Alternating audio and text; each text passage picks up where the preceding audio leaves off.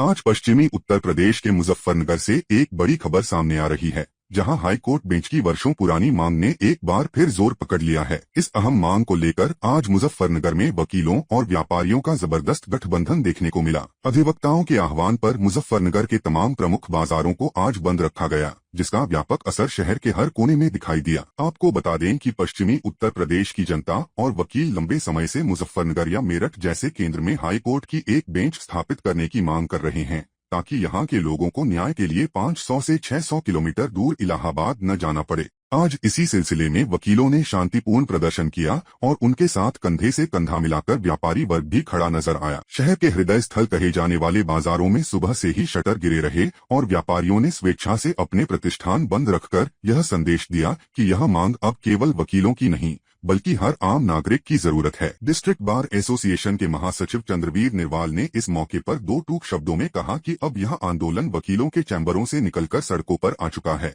उन्होंने सरकार को चेतावनी देते हुए कहा कि पश्चिमी यूपी की जनता अब और इंतजार करने के मूड में नहीं है। यह न्याय तक आसान और सस्ती पहुंच का अधिकार है, जिसे सरकार को अब गंभीरता से लेना ही होगा। हालांकि कुछ क्षेत्रों में बाजार का मिलाजुला असर भी रहा, लेकिन कुल मिलाकर मुजफ्फरनगर की एकजुटता ने राजधानी और दिल्ली तक हलचल पैदा कर दी है। पूरे प्रदर्शन के दौरान प्रशासन पूरी तरह अलर्ट मोड पर रहा ताकि शांति व्यवस्था बनी रहे। पुलिस की मुस्तैदी और वकीलों के संयम की वजह से कहीं से भी किसी अप्रिय घटना की खबर नहीं मिली है। कुल मिलाकर आज का यह बंद साबित करता है कि पश्चिमी उत्तर प्रदेश अब इस मुद्दे पर आर पार की लड़ाई के लिए तैयार है। अब देखना यह होगा कि इस जन आंदोलन का सरकार पर कितना और कैसा असर पड़ता है। आज हाई कोर्ट की बेंच पश्चिम उत्तर प्रदेश में स्थापित हो, इसके लिए केवल ये वकीलों की डिमांड नहीं, आप गलत कहते हैं। ये डिमांड आज आम जनता की है।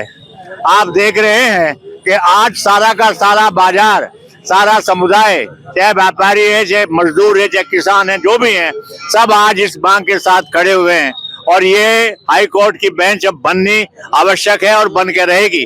क्यों कि अभी तक जो कहा जाता था कि साहब ये खाली वकीलों की डिमांड है, वो अब वकीलों की डिमांड ना हो करके वो आम जनता की डिमांड है, जन जन की डिमांड है और आवश्यकता है कि हाई कोर्ट की बेंच यहाँ बननी ही चाहिए। कहाँ पे आज जो बाजार बंद कराया है, कौन कौन से जिले हैं जहाँ पर बाजार बंद कराया? देखिए 22 जिले संबंधित है। हाई पश्चिम उत्तर प्रदेश की जो हमारी संघर्ष समिति है उसमें 22 जिले हैं और वो 22 के 22 जिलों में बीच में थोड़ा व्यवधान हुआ था कि आगरा हमसे थोड़ा नाराज चल रहा था पश्चिम उत्तर प्रदेश के मेरठ मंडल से, लेकिन आज आगरा भी साथ है और एक भी 22 के 22 जिलों में सब जगह आज बंद है, बाजार बंद है। हाई कोर्ट की बेंच आम जनता की आवाज बन चुकी है।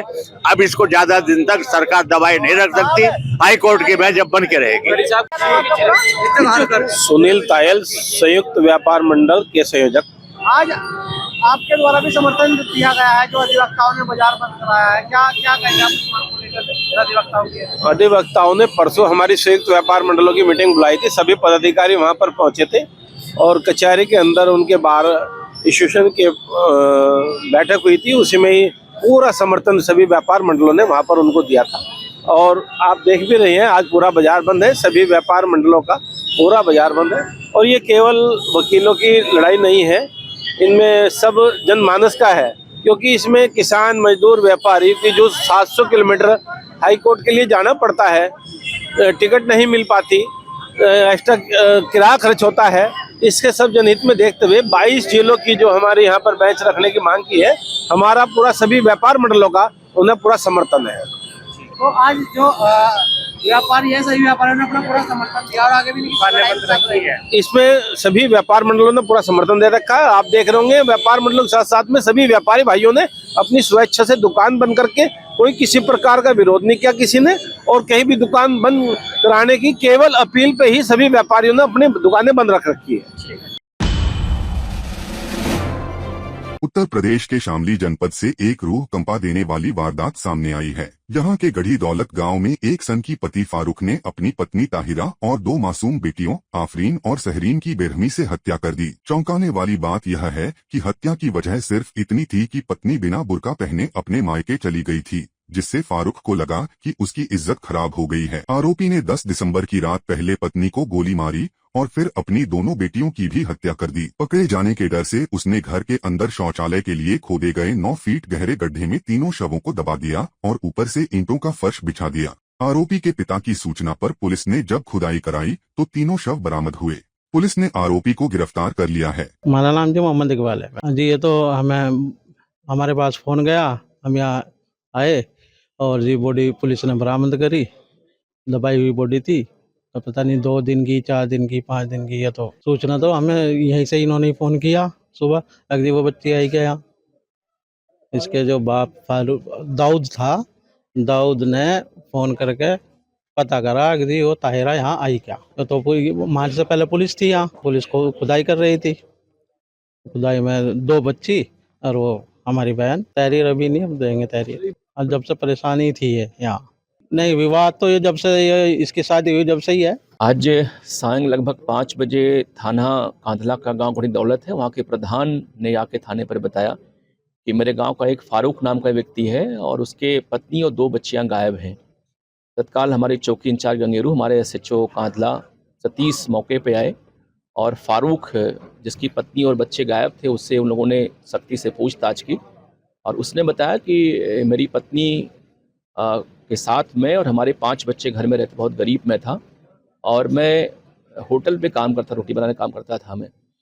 हमारी पत्नी विगत 1 महीने पहले, चूँकि मैं गरीब था और हमारी शादी मंसूरपुर जफरनगर में हुई थी, वो हमसे कुछ पैसे मांग रही थी। इसको लेके हमारा विवाद हो गया था और बिना वो बुर्का और नकाब के अपने मैके चली गई अपनी छोटी बच्ची को लेकर के। इस बात को लेकर काफ़ी परेशान था कि हमारी इज्जत चली गई और मैं जाके 1 महीने बाद अपनी पति को घर पे लेके आया यहाँ पे और तभी से मेरे मन में भाव जग गया कि लग रहा है इसका मामला कुछ और है और मेरी इज्जत अब नहीं करती है ये। और तभी मैंने इसको जान से मारने का प्लान बनाया। दिनांक 9-10 की रात्रि में लगभग 12 बजे हमारे 5 बच्चे सो रहे थे, तो मैंने पत्नी को चाय के बहाने उसको जगाया। जैसे चूल्हे पे आंगन में आई वो और मैं पहले से कट्टा लेके आया था और मैंने उसके पीछे से गोली बजा, उसकी तत्काल मौत हो गई। गोली की आवाज़ सुन के हमारी जो बड़ी बेटी जिसकी उम्र 14 साल थी वो भी उठ के चली आई। हमने उसको पीछे से गोली मारी, उसकी मौत हो गई। और उस गोली की आवाज़ को सुन के हमारी सबसे छोटी बेटी जिसकी लगभग 6 साल थी वो भी उठ के चली आई। हमने गला दबा के उसकी भी हत्या कर दी।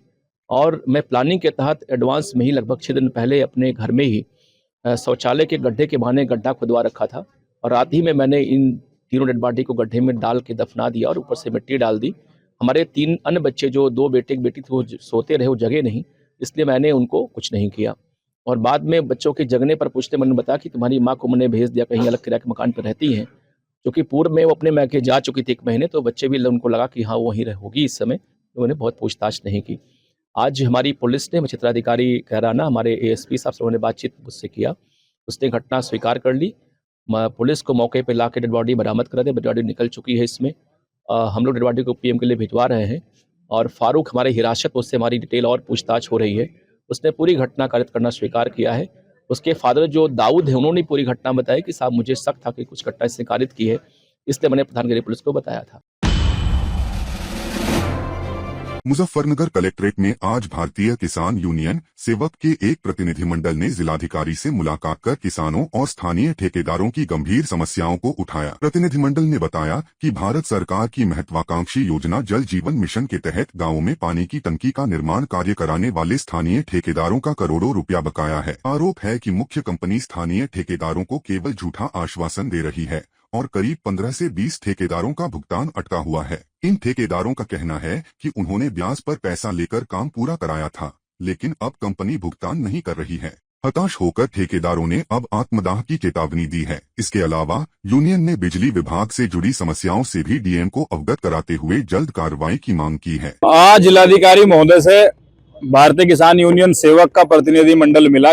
कई मुद्दे थे, इसमें सबसे पहला मुद्दा ये था कि जो भारत सरकार की लोकप्रिय योजना थी जल जीवन मिशन, जिसमें गांव-गांव टंकियां लगी और गांव-गांव पाइपलाइन बिछ के गांव-गांव तक जल पहुंचाने का जो भारत सरकार का सपना था, उसमें यहाँ स्थानीय जो 2-3 कंपनियों ने ठेकेदारों को काम दिए। NKG कंपनी थी, लक्ष्मी कंपनी थी। इन्होंने लोकल के ठेकेदार, लोकल के मजदूरों को पकड़ के उन्हें काम दिए। 1 गाँव किसी को, 4 गाँव किसी को, 10 गाँव। आज वही ठेकेदार जिन्होंने गांव-गांव तक, घर-घर तक जल पहुंचाने का काम करा, गांव-गांव तक पाइपलाइन बुझाई, टंकी बनाई, ठेकेदार ने प्रेशर में आके काम करा, सरकार का प्रेशर, अधिकारियों का प्रेशर, उस समय तो ठेकेदारों से काम लिया गया। आज ये ठेकेदार दर दर की ठोकरें खा रहे हैं, वो कंपनी इनका पैसा नहीं दे रही।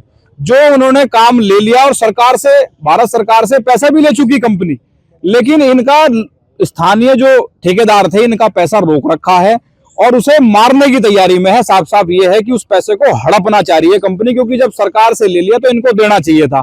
अब ये आश्वासन दिया जा रहा आगे आगे, कंपनी ये कह रही है कि अभी पैसा रुका हुआ है, जबकि इनके पास प्रूफ है कि कंपनी इनके काम का पैसा ले चुकी। इसी बारे में मिले थे। धर्मेंद्र मलिक है जी। हमने जी अपनी जो है बात रखी डीएम साहब के साथ कि जो है हम जो है 1.5 साल से बहुत परेशान है। हमने जो है लक्ष्मी कंपनी का और एनकेजी कंपनी का काम कर रखा है।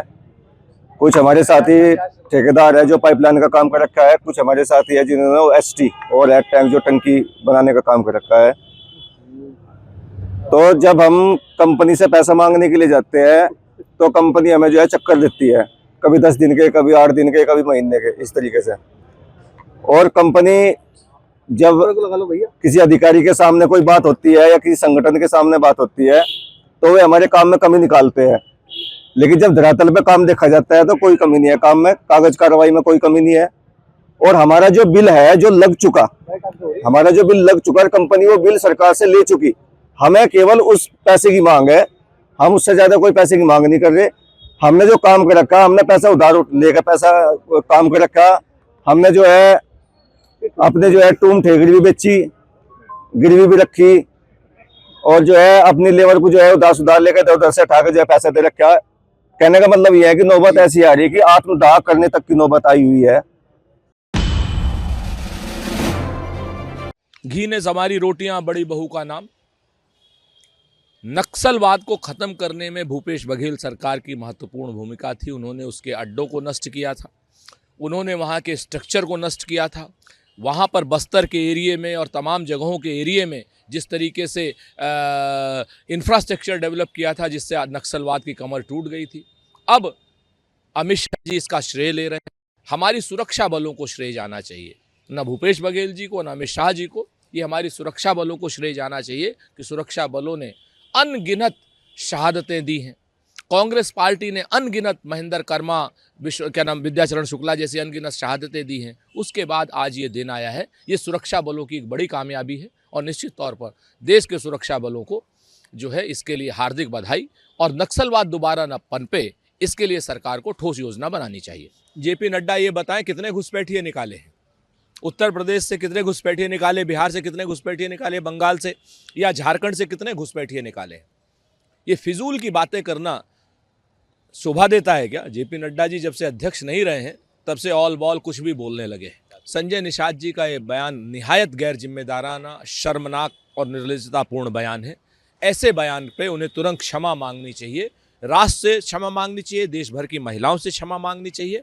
इस तरीके की बयानबाजी शुद्ध रूप से एक निर्लज्जता दर्शाती है। एक जिम्मेवार आदमी को, जिम्मेवार कैबिनेट मिनिस्टर को इस तरीके की बयानबाजी कतई नहीं करनी चाहिए।